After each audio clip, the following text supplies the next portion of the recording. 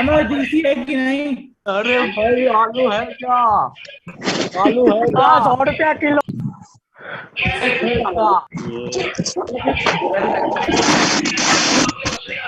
Hello, जय माता दी। Good evening ma'am. Good evening ma'am. आलू ले लो। Good evening ma'am. मैम आप थर्ड डीसी में क्लास क्यों रखती हैं? आलू ले लो। Shut up. सब कुछ यहीं बेच लो। जोर से बोलो जय माता दी। बच्चों गुड जय माता दी। Good evening ma'am. Good evening ma'am आप मैम। थर्ड डीसी में क्लास क्यों रखती हैं? Okay, today is only DC class. Today is only DC class. जिनको डाउट है अभी तक के जो पढ़ाए हुए सिर्फ उसको डिस्कस करेंगे। हाँ, आज अभी मैं पीओसी नहीं पढ़ा रही हूँ। काफी सारे बच्चों के मैसेज, हाँ बेटा काफी मुझे पता है, बहुत सारे बच्चों के मैसेज आ रखे हैं कि आईयूपीएससी में आइसोमेरिज में ही डाउट है, तो फिर डाउट क्लास कब होगी? तो मैं डाउट क्लास ले लेती हूँ आज की। आपको जिसको डाउट है आईयूपीएससी आइसोमेरिज अब तक जो पढ़ाया उसमें, तो वो पूछ लीजिए। आज बेटा पीओसी नहीं पढ़ा रही हूँ। हाँ बेटा अंशु, आज थ्योरी नहीं पढ़ा रही हूँ, नई थ्योरी। आज केवल अपन डाउट क्लास है तो उसको डाउट क्लास की तरह ले लेते हैं, ताकि सभी बच्चों, काफी सारे बच्चों की प्रॉब्लम आ रही है तो वो अपन पढ़ सकें। ठीक है,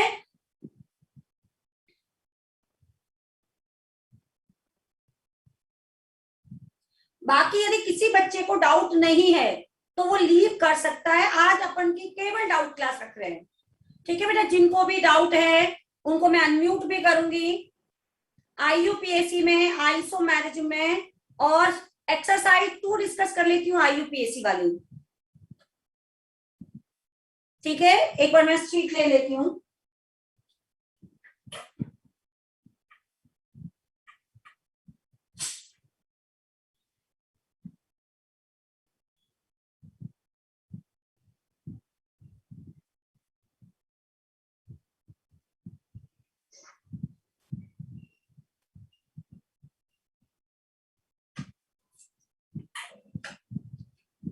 ओके, तो अब आप लोग सभी डाउट पूछ सकते हैं।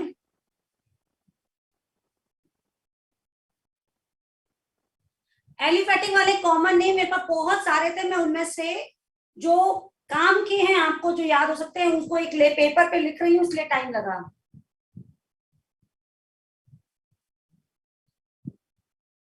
मैं आज नया टॉपिक नहीं पढ़ाऊंगी, जस्ट ओनली डीसी है। आज पीओसी का एक भी नया टॉपिक नहीं पढ़ाऊंगी। ठीक है, ओके। पहले हम एक्सरसाइज 2 डिस्कस कर लेते हैं, आईयूपीएससी वाली। आईयूपीएससी वाली में मैं एक्सरसाइज 2 डिस्कस कर रही हूं। ठीक है, उसके बाद मोनोक्लोरिनेशन के मैं अनम्यूट भी कर दूंगी, एक एक करके लिखिएगा सभी। ओके प्रभाकर,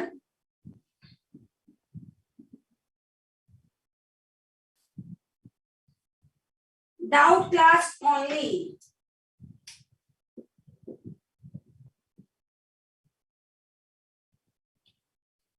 ठीक है, हाँ बेटा एक बार मैं आईयूपीएससी वाली शीट खोल लेती हूँ।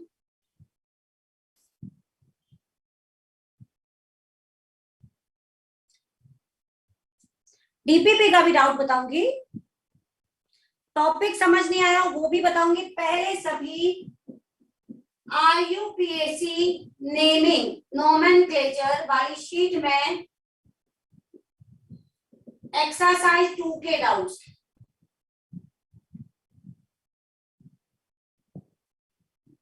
Exercise 2 part 1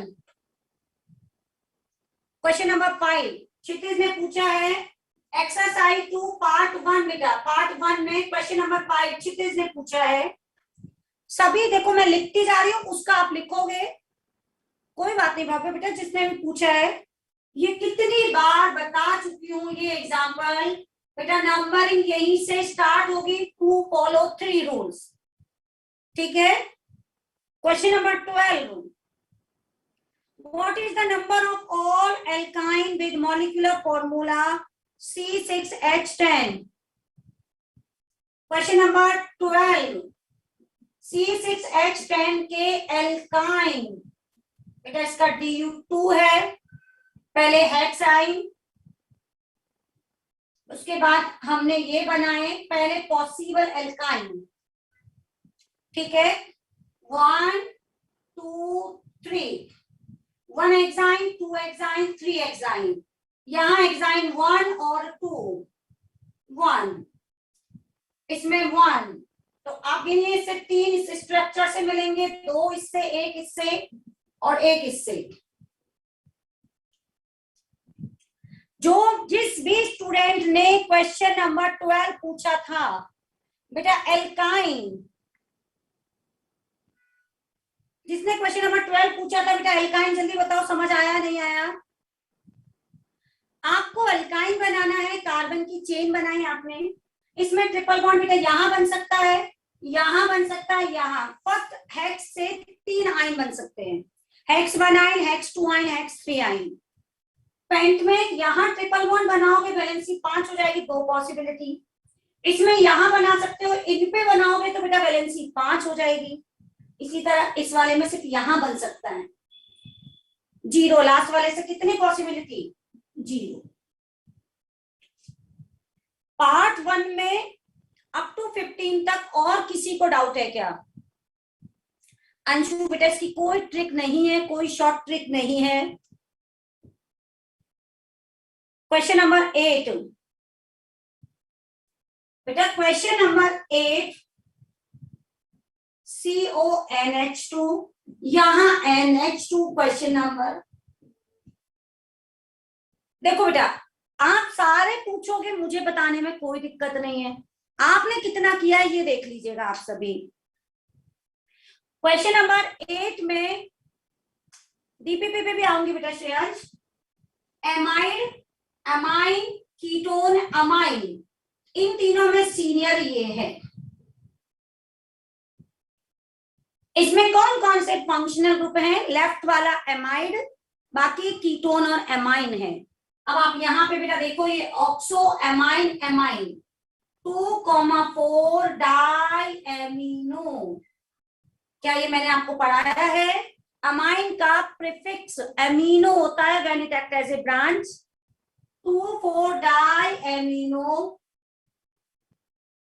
3 oxo butane amine, butane amine, butane amine. ये था क्वेश्चन नंबर 8 बेटा। जिसने पूछा पहले मुझे बताओ समझ आया है? यस और नो तो लिखते चलो। क्या हमें क्वेश्चन नंबर 8 जिसने भी पूछा था उसको समझ आया?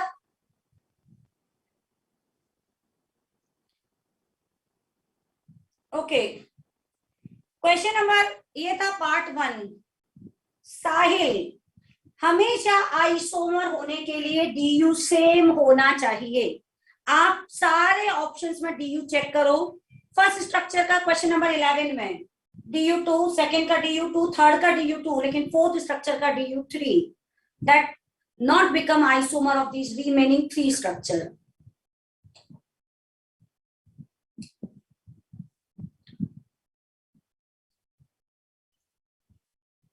देखो बेटा शिवम, आइसोमर बनाने में थोड़ा सा तो दिक्कत होगा, थोड़ा सा प्रैक्टिस करोगे उससे सही हो जाएगा बेटा। मैं पहले एक्सरसाइज न्यूक्लियस से पार्ट 1 डिस्कस किया था और डिस्कस हो भी गया।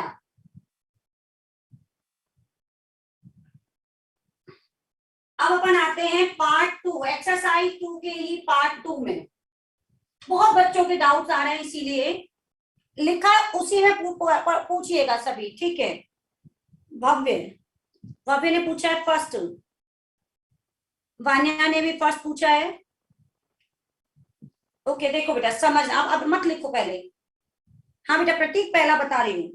अ hydrocarbon are has 6 member ring. आप लैंग्वेज के साथ चलो। कोई एक कंपाउंड है आर जिसमें 6 मेंबर रिंग है। A hydrocarbon are has 6 member ring in which there is no unsaturation, यानी no pi bond. Two alkyl groups are attached to the ring adjacent to each other. इसमें दो कोई alkyl group हैं जो एक दूसरे के adjacent हैं. One group has 3 carbon atom with branching at first carbon. जो पहला ग्रुप है उसमें टोटल कार्बन 3 है और उसके भी फर्स्ट कार्बन, और आपको याद है बेटा हमेशा जिस कार्बन से मेन चेन पर अटैच होता है वही फर्स्ट कार्बन होता है. In one alkyl group there are total 3 carbon and first carbon है branching. Second क्या कह रहा है? With first carbon atom of chain and another has 4 carbon atom. दूसरे वाले में 4 कार्बन है. Larger second alkyl group has main chain of 3 carbon. Second वाले में टोटल कार्बन 4 हैं लेकिन मेन ब्रांच में उसके 3 ही कार्बन है. सेकेंड कार्बन है 1 branch and it's which is second carbon is substituted. ठीक है बेटा. तो यहाँ पे आपको ये क्वेश्चन है जो हमारा क्वेश्चन था उसके हिसाब से ये स्ट्रक्चर हो गई. ये आइसोप्रोपाइल, ये isobutyl. 1 isobutyl 2 isopropyl cyclohexane. Question बहुत इजी है. 2 डिग्री कार्बन एटम पूछे हैं. ठीक है बेटा. क्वेश्चन नंबर 1 एक्सरसाइज 2 के पार्ट 1 का भव्य बेटा समझ आ गया. वीर बेटा बता रही हूं. क्वेश्चन नंबर 11, क्वेश्चन नंबर 11 जो वीर ने पूछा है और भी बताऊंगी बेटा. Wait. How many structural isomeric cyclochromite isomer? 11 C3H7N और cyclic isomer.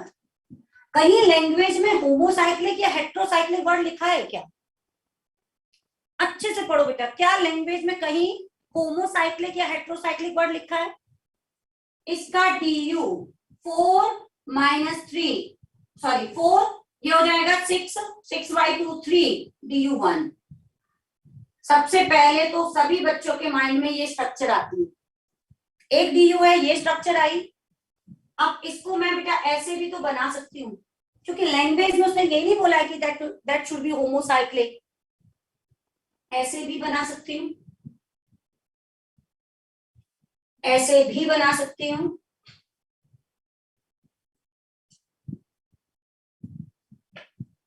अर्ना बेटा मैंने आपका कमेंट पढ़ लिया, अभी बता दूंगी.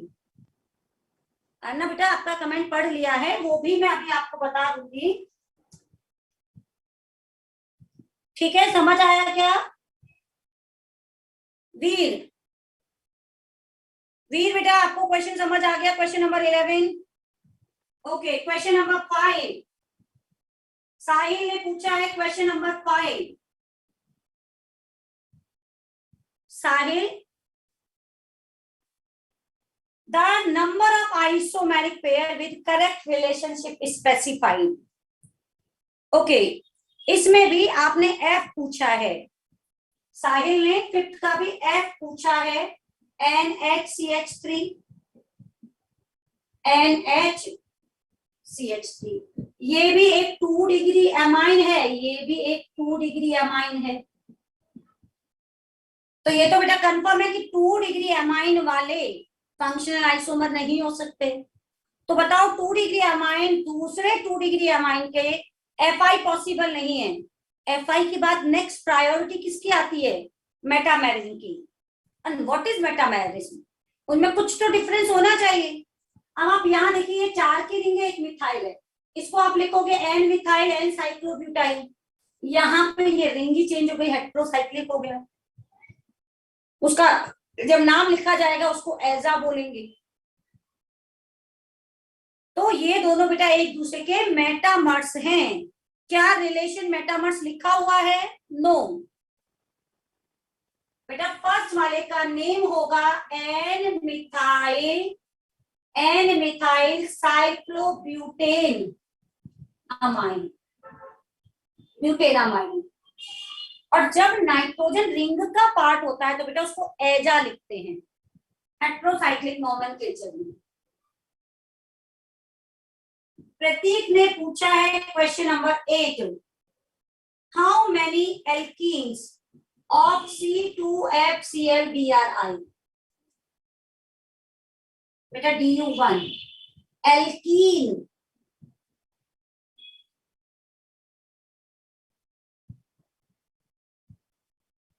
फिफ्थ वाले का रिलेशन MI होगा, जबकि क्वेश्चन में गिवन है FI। यहां पे क्वेश्चन नंबर 8 में पूछा है हाउ मेनी एल्कीन, तो बेटा FClBrI।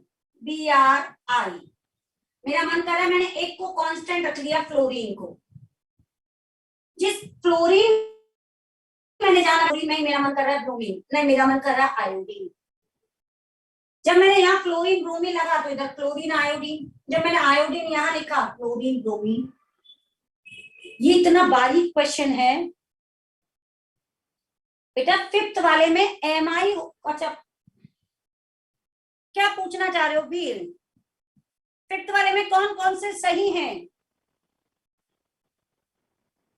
फिफ्थ वाले में A पोजीशन आइसोमर सही है, A, B मेटामर्स करेक्ट है, C फंक्शनल आइसोमर्स करेक्ट है, D 1 2 3 4 5 6 D चेन आइसोमर है, गलत है, E D बेटा गलत है, E मेटामर्स है, गलत है, D गलत है, E गलत है, F मेटामर्स है, गलत है, G फंक्शनल आइसोमर सही है। तो बेटा इसमें 4 सही है, A B C और G, A B C और G 4 ही सही हैं। बेटा D में पोजीशन आइसोमर्स नहीं है, that are chain isomer. D में आप चेन गिनो, एक में बेटा 6 की चेन आ रही है, एक में 5 की चेन आ रही है। क्वेश्चन नंबर 8 जिसने भी पूछा था उसको समझ आ गया बेटा। ई मेटामर्स कैसे है मैंने आपको बताया है। जिन फंक्शनल ग्रुप में मेटामेरिज्म होती है उनमें बेटा चेन और पोजीशन आइसोमेरिज्म नहीं देखते। जिनमें मेटामेरिज्म होती है उनमें चेन आइसोमेरिज्म और पोजीशन आइसोमेरिज्म नहीं देखते, क्योंकि उन एल्काइल ग्रुप में आप क्या चेंज करोगे? या तो कार्बन को लेफ्ट से राइट करोगे या राइट से लेफ्ट करोगे। कार्बन की काउंटिंग चेंज करोगे या उसकी पोजीशन चेंज करोगे। और CI/PI से ज्यादा डोमिनेंट कौन होता है? MI। तो इसीलिए जिन फंक्शनल ग्रुप में मेटामेरिज्म होती है उनमें ignore CI and PI, that always consider as MI। Okay, part 2 में हो गया क्या? प्रियांशी ने 12 पूछा है। The number of structural isomeric ketone with C6H12O ketone। बेटा इतने ऐसे एग्जाम्पल कितने करा चुकी हूं मैं आपको क्लास में। कीटोन बनाना है, DU निकाला 1, वही सेम 6 की चेन, 5 की चेन, ये क्लास में भी कराया है ऐसा। अब आप इसमें कीटोन लगा के देखो, कीटोन कभी कॉर्नर पे नहीं लगेगा। इस वाली हेक्स वाली चेन में 2 कीटोन पॉसिबल हैं, पेंट वाले में 2 कीटोन पॉसिबल हैं, इसमें 1 कीटोन पॉसिबल है, इसमें 1 पॉसिबल है, इसमें 0। सबसे पहले बेटा मैंने आपको यदि क्लास अटेंड करी है तो याद करो, सबसे पहले कार्बन की चेन बनाओ। उन कार्बन की चेन में कीटोन कहाँ हो सकता है? Ketone is a non chain terminating functional group, वो हमेशा मिडिल में ही रहता है, कॉर्नर पे नहीं रहता। तो 2 + 2 4 5 और 6।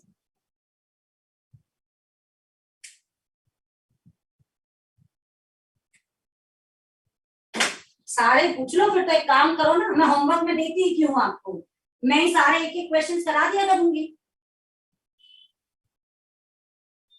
Question number 9, how many aromatic benzene with C8H10। बेटा राजा ये बहुत सिंपल है। C8H10 यानी कि एरोमेटिक बेंजीन बनाने के बाद 2 कार्बन बचेंगे, एक ethyl benzene, ortho dimethyl, Meta dimethyl, para dimethyl. चलो अब आते हैं अपन पार्ट 3। पार्ट 3 में पूछो बेटा। एक्सरसाइज 2 कंप्लीट होते ही मैं डीपीपी पे आ जाऊंगी। श्रेयांश, तो ये काफी दिनों से आईयूपीएससी का शीट डिस्कस नहीं हुआ है, मैम शीट डिस्कस नहीं हुआ है, ये बहुत मैसेज आ रहे हैं। 4 and 7 नितिन बेटा आपका डाउट पढ़ती हूँ, 1 मिनट। नितिन ने बहुत ज्यादा डाउट लिखा हुआ है। नितिन का कमेंट ऊपर चला गया, उसको अभी पढ़ लेती हूँ। जो आपने कॉमन नेम की लिस्ट के फोटो सेंड किया था उसको डिस्कस कर दीजिएगा प्लीज। ओके, कॉमन नेम की लिस्ट को डिस्कस कर देंगे यदि टाइम बच जाएगा तो। पहले पार्ट 3 में क्वेश्चन नंबर 5 पूछा है। भव्य 4th, the compound with only primary hydrogen atom is or are. What is the meaning of primary hydrogen? ये तो मैंने कभी पढ़ाया नहीं। प्राइमरी हाइड्रोजन यानी 1 डिग्री हाइड्रोजन। आपको नाम लिखा हुआ है हेक्सामिथाइल साइक्लोप्रोपेन। आप सोचो cyclopropane. Question number 4, hexamethyl, hexamethyl यानी 6 और मिथाइल एक ब्रांच है तो ब्रांच की तरह यहां लगेगा। ठीक है, इसमें यदि आपसे पूछता बताओ कार्बन कितने डिग्री के हैं तो इसमें कार्बन 2 हैं, 1 डिग्री और 4 डिग्री। ये 4 डिग्री कार्बन है और ये बेटा 1 डिग्री। सेकेंड है नियोहेक्सेन। थर्ड है टेट्रामिथाइल ब्यूटेन, ब्यूटेन उसमें 4 methyl as a branch. Methyl बेटा कभी कॉर्नर पे नहीं लगेंगे। यदि आप मिथाइल को कॉर्नर पे लगाओगे that become a part of main chain. Last है हेक्सामिथाइल बेंजीन। आपका क्वेश्चन था in which of the following only primary hydrogen atom, only 1 degree hydrogen atom present. बेटा इसमें सारे 1 डिग्री हैं, इसमें सारे 1 डिग्री हैं क्योंकि इसमें ये देखो बेटा 1 डिग्री एंड 4 डिग्री बच गया। इसमें सारे जो भी हाइड्रोजन हैं वो यहां हैं। इस रिंग वाले कार्बन पर कोई हाइड्रोजन नहीं है। क्या इस कार्बन पर कोई हाइड्रोजन है? इसमें ये 1 डिग्री है, ये 2 डिग्री है, अगेन ये 1 डिग्री। इसलिए answer A, C and D. Question number 5, which of the following is और आर इनकरेक्ट आईयूपीएससी नेम। बेटा पहला वाला आईयूपीएससी नेम गलत क्यों है? ये पहला है और नंबरिंग आपको नाम लिख के दे रखा है। बेटा हमने बहुत डिटेल एग्जांपल्स किए हैं, आपको सिर्फ मिस्टेक पहचाननी है। आप नाम को देखो और जल्दी से बताओ पहला नाम गलत क्यों है। बेटा बता रही हूं, पहले 5th क्वेश्चन, इसमें नंबरिंग उन्होंने 2 मिथाइल 3 ऑन दे रखा है जबकि नंबरिंग यहां से होनी चाहिए, इसीलिए गलत है। सेकंड वाले में, सेकंड वाला इसी का सेकंड, यहां डबल बॉन्ड, यहां इन्होंने मेन चेन का सिलेक्शन ही गलत किया है। यहां ये मेन चेन और ये ब्रांच होगी, सेकंड में ये गलती है। थर्ड वाले में नाम सही है, OH से नंबरिंग स्टार्ट होगी, 2 पे मिथाइल, 3 पे एमिनो इथाइल। सी करेक्ट है, डी अगेन गलत है। बताइए डी गलत क्यों है?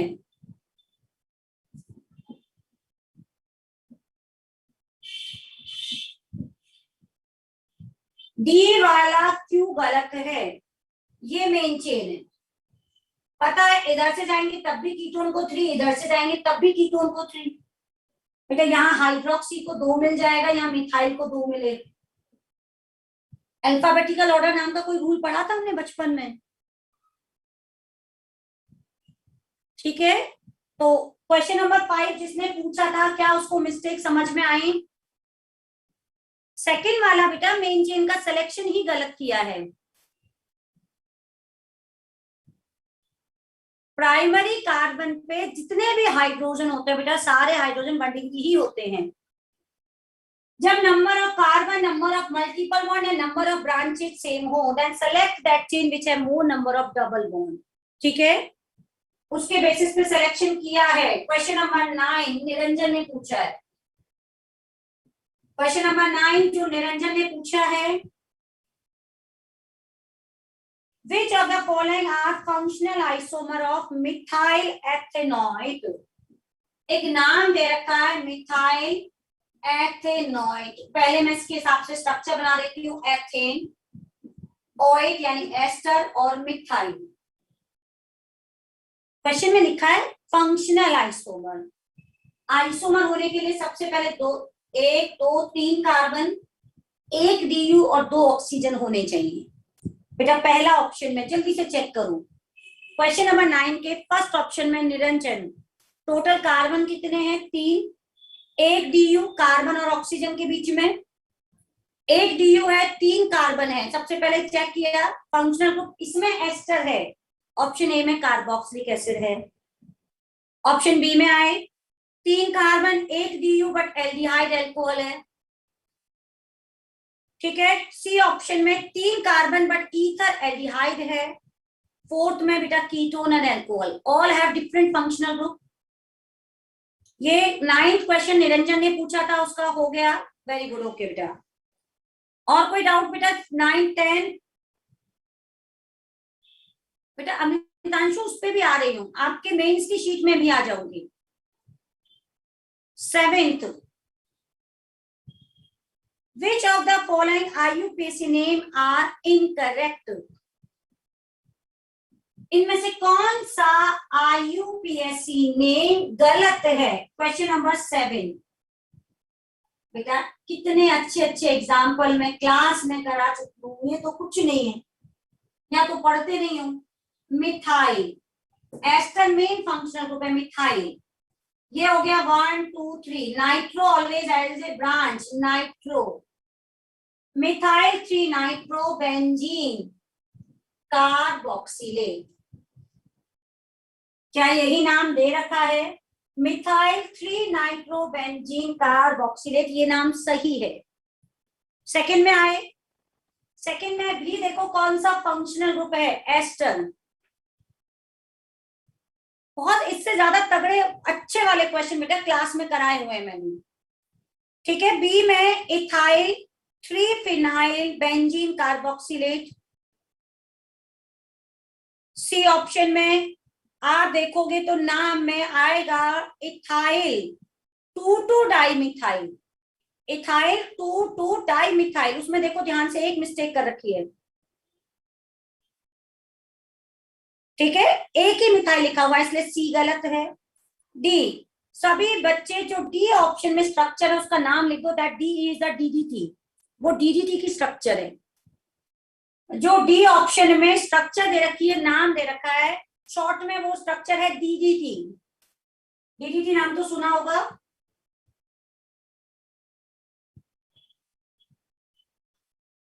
वो DDT का स्ट्रक्चर है। ठीक है, एक्सरसाइज 4 इसी के पार्ट 4 में बेटा चित्रा उस पे भी आ जाऊंगी, रुको। 4th पे कोई डाउट है क्या? 4th कॉम्प्रिहेंशन में विपराज, विपराज के अकॉर्डिंग सेकंड कॉम्प्रिहेंशन यानी सेकंड क्वेश्चन। आपने पहले कॉम्प्रिहेंशन पढ़ा?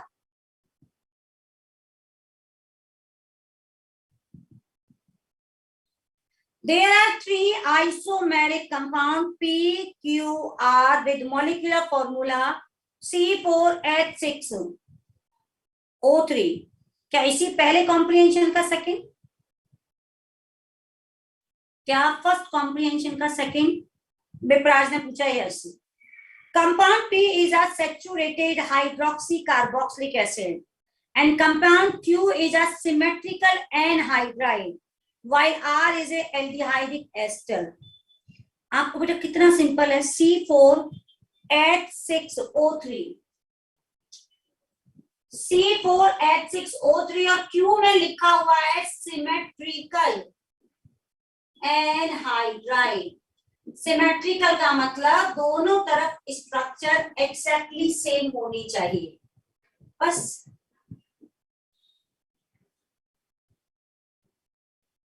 अब आपको पूछा है which of the following is the metamer of Q. ये क्यू है, तो इसका मेटामर कौन होगा? पहला बेटा इसका, ये तो क्यू ही है। सेकंड होगा, थर्ड नहीं होगा क्योंकि थर्ड में फंक्शनल ग्रुप चेंज हो गया, फोर्थ में फंक्शनल ग्रुप चेंज हो गया। Answer is B. इसका आंसर बी होगा। चित्रा बेटा आपको फर्स्ट भी नहीं आया क्योंकि फर्स्ट में लिखा हुआ है हाइड्रोक्सी कार्बोक्सिलिक एसिड। तो बेटा आप सीधा क्वेश्चन में चलो। सैचुरेटेड पहला नहीं हो सकता, second is saturated hydroxy carboxylic acid, ठीक है। थर्ड नहीं हो सकता, फोर्थ। अब बी में और डी में एक डिफरेंस है, बी में एक ही डी यू आ रहा है जबकि फॉर्मूले का डी यू 2 है, और वो किस ऑप्शन में मैच कर रहा है? फोर्थ में। थोड़ा सा ध्यान से पढ़ो उस क्वेश्चन को बेटा, उसमें डी यू निकालो। मैंने आपको हमेशा यही सिखाया, जब भी फॉर्मूला दे रखा हो आप डी यू निकालें, उसके बाद उसको प्रिडिक्ट करें। हो गया?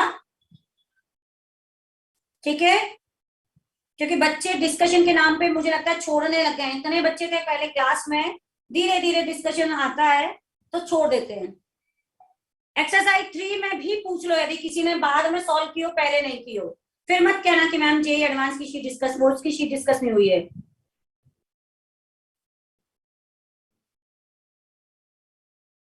मेंस की शीट का क्वेश्चन नंबर 3, मेंस वाली शीट का क्वेश्चन नंबर 3।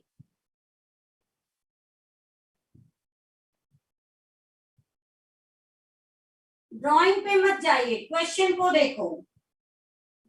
इसको मैं ऐसे लिख दूं, जेईई मेन का एक बच्चा बहुत देर से पूछ रहा है, CH3 CH डबल बॉन्ड, ये कार्बन जिसपे CH3 ये जुड़ा हुआ है इस कार्बन से, उसको बेटा मैंने ऐसे नॉर्मल करके लिख लिया। जल्दी से देखो, मैंने उसको नॉर्मल करके लिखा। बेटा सबको डाउट बताऊंगी बेटा। अब इसका नेमिंग करना है, 1 2 3 4 5। अब आप चेक कर लीजिए, नाम लिख सकते हो। इतना भी नाम लिखना नहीं सीखे हो तो इसका मतलब अभी अपन नहीं पढ़ पाएंगे आगे के चैप्टर। ठीक है, चित्रा बेटा बोलिए आपका जेईई एडवांस में कौन सा डाउट है? 8th, allene the type of hybridization of carbon atom C3H4।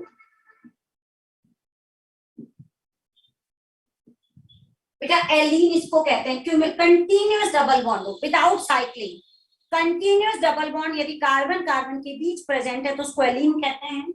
Hybridisation sp2 sp sp2। चलो अब अपन आते हैं, साहिल बेटा जल्दी बताइए किसका क्वेश्चन पूछ रहे हो आप? चित्रा बेटा क्वेश्चन नंबर 10 बहुत इजी है, मैं नहीं बताऊंगी, आप ट्राई करिएगा। ये बायसाइक्लिक स्ट्रक्चर का DU बेटा 2 होता है, जितनी रिंग दिखाई दे रही है। आपसे ये पूछे मैथ की तरह रिंग पॉसिबिलिटी काउंट मत करने लग जाना, 1 रिंग 2 रिंग और 1 ये रिंग, नो। जितनी रिंग आपको बाईसाइक्लो यानी 2 रिंग, बाई का मतलब बेटा 2 रिंग है, ठीक है। तो एक ये रिंग हो गई, एक ये रिंग हो गई, आप DU काउंट कर लीजिए। हाँ नितिन बेटा APSP में पूछो, मेरे पास इसमें शायद APSP होगा नहीं, लेकिन पूछ लीजिए नितिन, आपने APSP में डाउट पूछना है तो।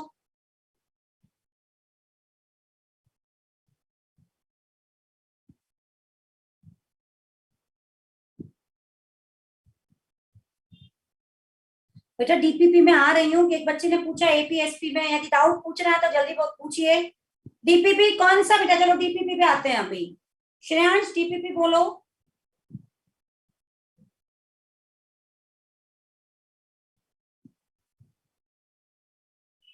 मैंने हमेशा बोला है कि पहले DPP नंबर बताइए। वीर ने DPP नंबर 9। श्रेयांश DPP कौन सी?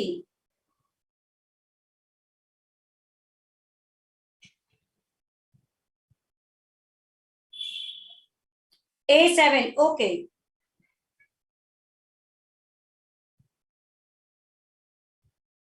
A7 डीपीपी में जिसको डाउट है पूछ लो। A7 में last question number 15। How many डाइक्लोरोफिनाइल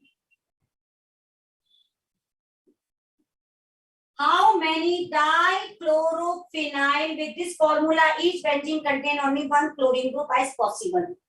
ठीक है, ये मैं डिस्कस कर रही हूँ डीपीपी नंबर 7 का क्वेश्चन नंबर 15। तो क्लोरीन, इस क्लोरीन को बेटा मैंने यहीं पे रखा, एक रिंग में कांस्टेंट, दूसरा और ये पहुंच गया तीसरा। एक की ऑर्थो, दूसरे की भी ऑर्थो, एक की ऑर्थो दूसरे की मेटा पोजीशन, एक की ऑर्थो दूसरे की पैरा पोजीशन। अगले क्वेश्चन में ये मेटा पे है, ये भी मेटा पे है। अच्छा, इसको ऑर्थो पे लगा दूं, आप बोलो उसको ortho ortho ortho Meta ortho para, इसको क्या बोलोगे? मेटा ऑर्थो बोलोगे, मेटा ऑर्थो बोलो या ऑर्थो मेटा बोलो, एक ही बात है। तो क्या ये यहाँ पे पूछे हैं क्या ये काउंट किया जाएगा? सेम है। तो बेटा इसको मैं ऐसे लिखूं, ये मेटा और पैरा, बोलो मेटा मेटा मेटा पैरा।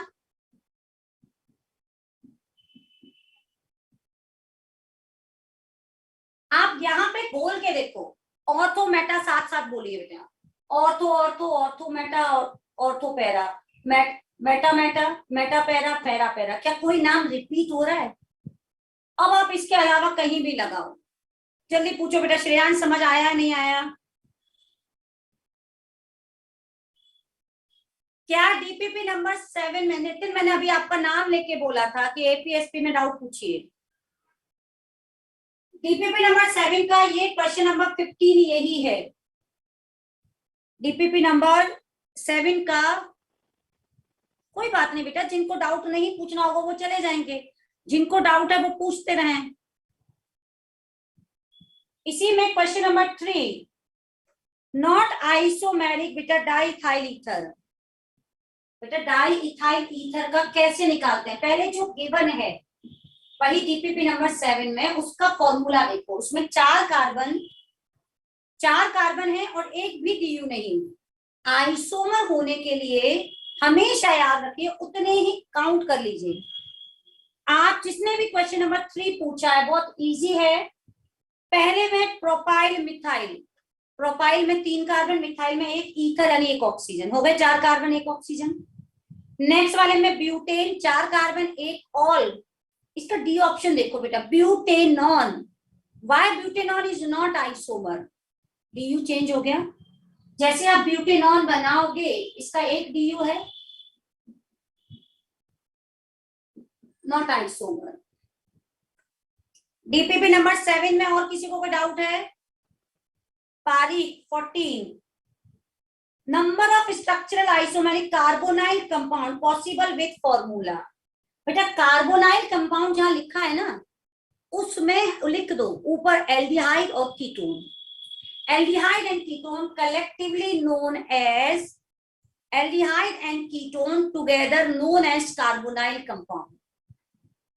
तो उसके बाद आप मुझे लगता है कर लोगे सभी,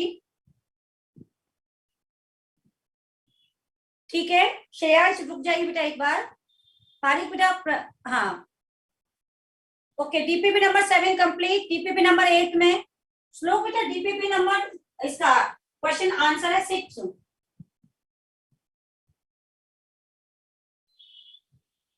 क्वेश्चन 6 आपको क्वेश्चन में गिवन है, एक रिंग में एक ही क्लोरीन दिया गया है। ये कंडीशन बेटा क्वेश्चन में गिवन है, इसीलिए।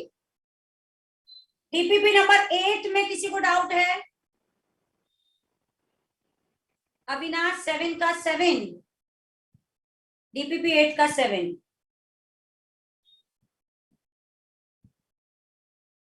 डीपीपी 8 का 7 बताने लायक क्वेश्चन ही नहीं है। Monohalogenation tells about the type of chemically different hydrogen. Monohalogenation यानी हाइड्रोजन, जो अपन क्लोरीनेशन करते हैं वो हाइड्रोजन की पोजीशन ही तो हमको बताता है।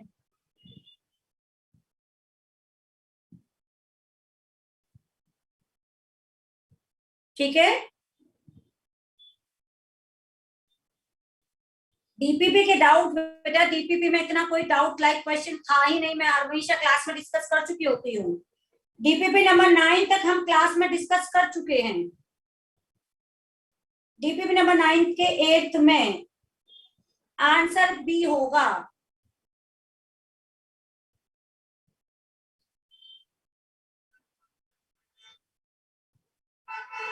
वीर बेटा कौन सा बताना है? डीपीपी नंबर 9 का 10, डीपीपी नंबर 9 का 10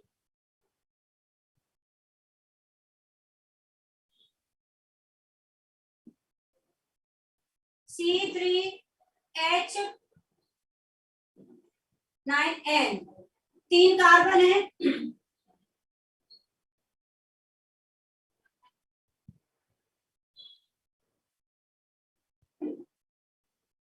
आप मुझे बताइए इसके अलावा इसमें और क्या स्ट्रक्चर बन सकती है? इसके अलावा कोई और स्ट्रक्चर बन सकती है क्या इसमें? वीर कौन सा वाला 8 बताना है? जल्दी बताइए, मैं लिख रही हूं। तो ये प्राइमरी है, ये प्राइमरी है, ये 2 डिग्री है, ये 3 डिग्री है। बेटा डाउट क्लास मैंने आपके लिए रखी है सब, लेकिन ढंग से लिख दो। डीपीपी नंबर 9 का 8। ओके श्रेयांश बेटा आपका क्या डाउट था?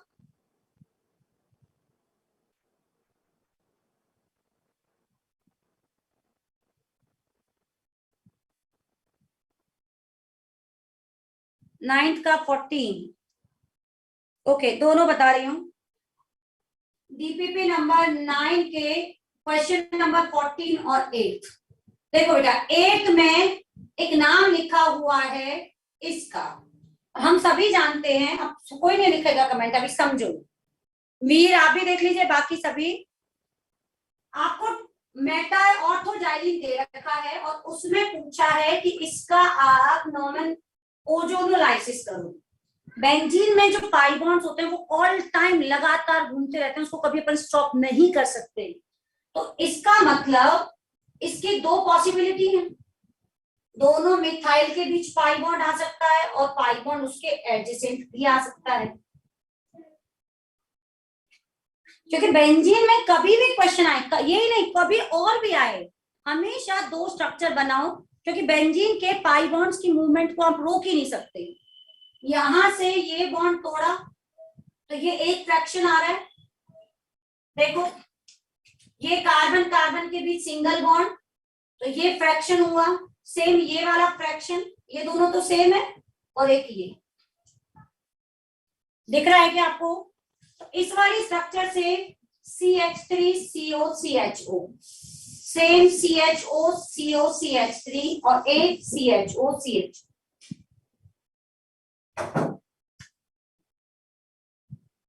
इसमें ये टूटा, जब ये बॉन्ड टूटा तो देखिए प्रोडक्ट, ये एक प्रोडक्ट, दूसरा प्रोडक्ट और ये तीसरा प्रोडक्ट। CHO के 2 मोल। अब आपको ये बताना है ये दोनों, इसका नाम भी 1,2 डाइमिथाइल बेंजीन है, ये भी 1,2 डाइमिथाइल बेंजीन है। तो इनमें ये प्रोडक्ट्स मिल रहे हैं, ये और ये तो सेम है, ये डिफरेंट है, ये डिफरेंट है। तो ओवरऑल आप बताओ कितने प्रोडक्ट बन गए? ओवरऑल 3 हो गए। समझ आ गया ना?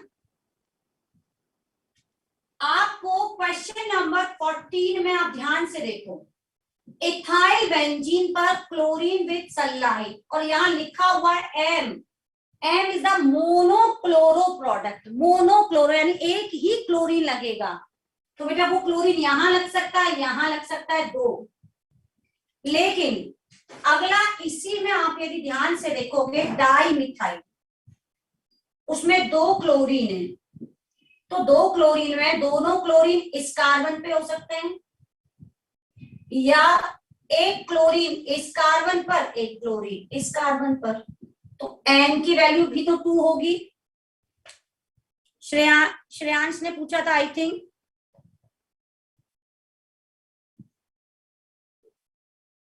ठीक है श्रेयांश, हो गया। ये वीर ने पूछा था, ये श्रेयांश ने पूछा था, दोनों को समझ आ गया क्या? नंबर ऑफ स्टूडेंट्स थोड़े कम हो रहे हैं, जल्दी जल्दी अपन कर लें। ओके, इसी का क्वेश्चन नंबर 14। बेटा क्वेश्चन नंबर 14 में अभी मैं आपको पढ़ाऊंगी क्लोरोफॉर्म और KOH के साथ जो रिएक्शन होती है वो हमेशा 1 डिग्री अमाइन देते हैं, ये मैं POC में पढ़ाऊंगी। ठीक है, क्लोरोफॉर्म के साथ, तो इस क्वेश्चन को मैं वहां करा दूंगी। जो DPP नंबर 9 का क्वेश्चन नंबर 14 है और 13 है, इन दोनों को आप छोड़ सकते हो, मैंने उस टाइम भी छुड़वाया था, आज भी छुड़वा रही हूँ। ये मैं जब POC पढ़ाऊंगी तो उसमें दोनों को ले लूंगी।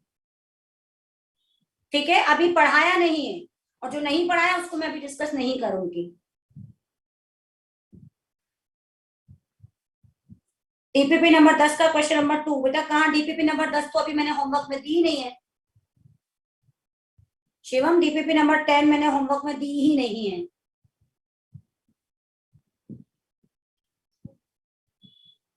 DPP नंबर 9 का 9 एंड 12, ये अभी 9 और 12 में ही अटके हुए हैं। क्वेश्चन नंबर 12 यही है बेटा, ये क्वेश्चन नंबर 12 ही तो था, 14 है। क्वेश्चन नंबर 12 ये रखा, DPP नंबर 9 का। देख नहीं रहे हो क्या आप क्वेश्चन को?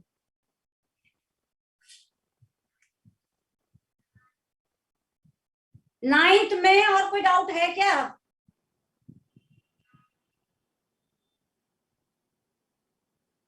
बेटा इतने सिंपल क्वेश्चनों को तुम क्यों पूछ रहे हो बार बार में? आपको अननेसेसरी टाइम वेस्ट करना है तो फिर कोई बात नहीं।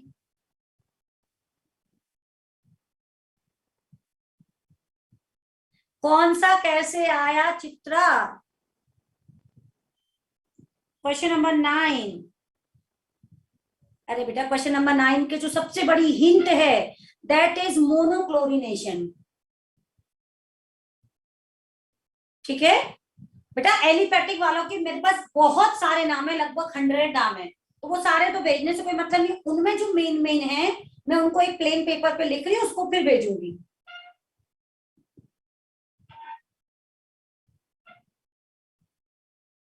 ठीक है, DPP नंबर 8 का, ऐसे तो आप पूछते रहोगे, DPP नंबर 8 का कौन सा बेटा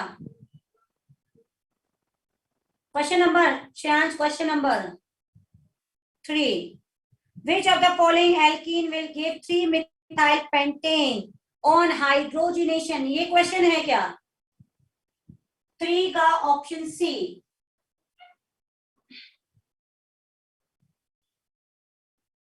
टू मिथाइल पेंट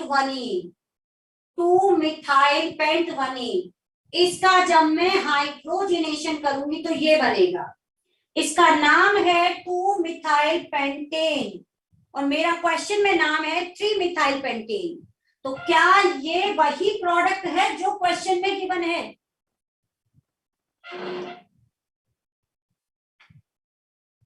तो बस आंसर सी नहीं हो सकता। नितिन हो गया? सॉरी नितिन, आप सभी के DPP नंबर 9 तक ही करने हैं। बेटा बेंजीन का सनलाइट की प्रेजेंस में फोटोकेमिकल हैलोजिनेशन नहीं होता है। ठीक है, हमने IUPAC वाली शीट पूरी की है। Because of the highly stable nature, aromatic compounds are highly stable that require another reagent, और वो रिएजेंट यहाँ पे है ही नहीं। DPP नंबर 6 का एक डाउट है, बोलो बेटा DPP नंबर 6 में कौन सा डाउट है? प्रियांश,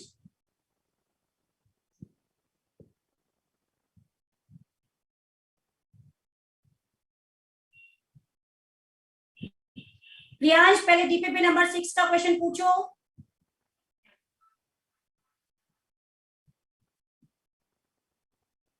फोर्थ,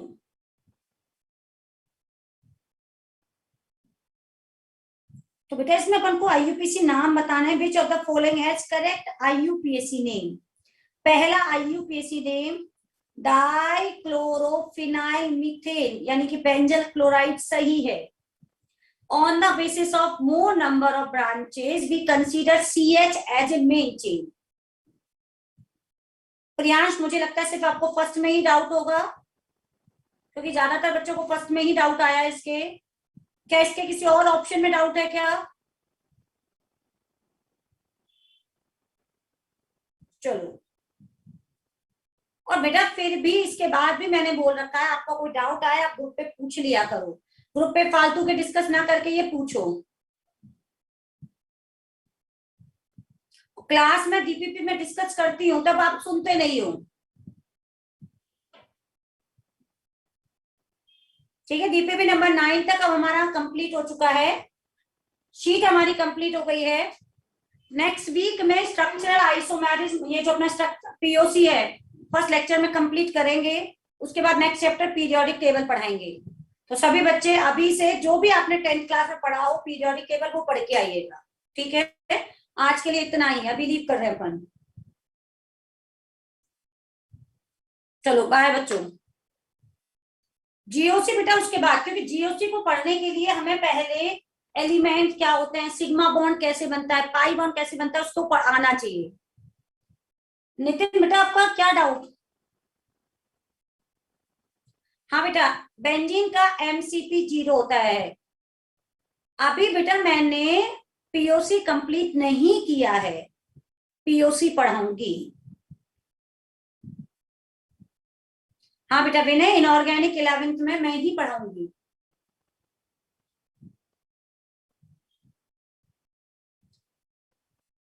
चलो अभी अपन क्लास लीव कर रहे हैं बेटा। बेंजीन में बेटा मोनोक्लोरिनेशन नहीं होता सनलाइट के साथ, अभी ये याद रख लो। ठीक है, चलो अभी लीव कर दो। ओजोनोलाइसिस ऑफ एल्काइन में डाउट है इन एब्सेंस ऑफ वाटर, उसको बता देंगे बेटा। हाँ बेटा श्रेयांश, इनऑर्गेनिक भी मैं पढ़ाऊंगी। ओके चलो बाय, गुड नाइट।